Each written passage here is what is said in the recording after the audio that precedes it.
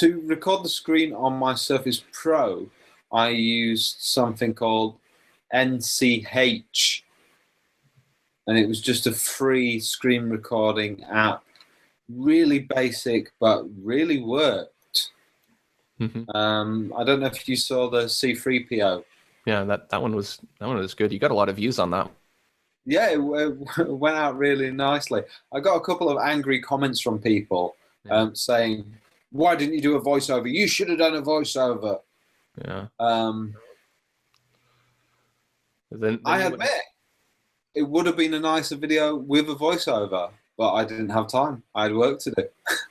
And paid work to do. Yeah, you could always do it later, but then there might have been just as many people who would have complained that it had the voiceover. You know, you can't please everyone. So yeah, it's the 80-20 rule. You know, it got over 1,000 views. That's okay. You know, yeah, I probably would get more views with the voiceover, and it would have been a nicer video. But you know, I've got other stuff to do. Yeah, it got more videos than I think all the videos I posted in that same period. So that's something to consider. Maybe that's a good tangent to go off on. Do all the Star Wars characters and then make a playlist or something. Well, at the moment. I mean, when I think of something to do, one good thing to look at is what movie is coming out next. Yeah, that's always something good. If you don't know what to do, look at the next movie coming out. You know, a few months ago it was Jurassic Park, so draw a dinosaur.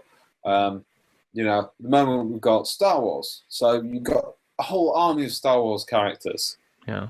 You know, you could draw one of the new ones, or you could draw one of your old favorites. Yeah. See, my thought is a lot of the channels that are really, really popular art channels mostly specialize in derivative content. So drawing Spider-Man, Wolverine, Iron Man, Frozen, all of these things get millions and millions of views. And I'm tempted to pander to that, but the only problem is those things. That's not my art. That's someone else's art. And so I don't want to draw manga stuff of somebody else's character. I typically don't draw other people's characters. I typically don't draw other people's characters because to me that is fan art. Yeah, it's I don't do fan art.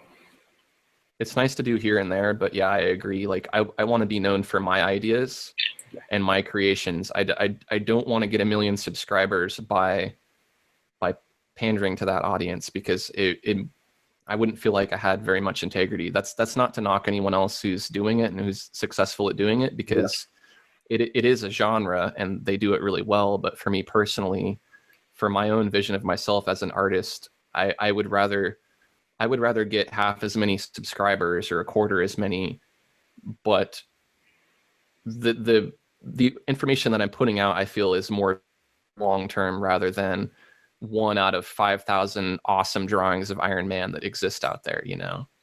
Now, you could start off by drawing everybody else's characters and then back off into drawing your own ideas, and you'd probably get a decent base like that. Mm-hmm. You know, if that's one way that you wanted to develop your channel. Yeah. But you might have a lot of subscribers fade away, or they might just keep poking you with a stick and saying, draw Iron Man, draw Iron Man. Why aren't you drawing Iron Man anymore?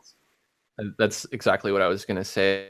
You know, it's easy to get a lot of subscribers, but if they're not, if they're subscribing because they like Iron Man and then the other 99% of your videos are not Iron Man related, then that subscriber means basically nothing. And so I kind of wonder, you know, like a lot of those channels that have 1 million subscribers, how many of those subscribers actually spend money on that creator? How many of those subscribers comment positively and actually watch the videos? You know, you might be surprised.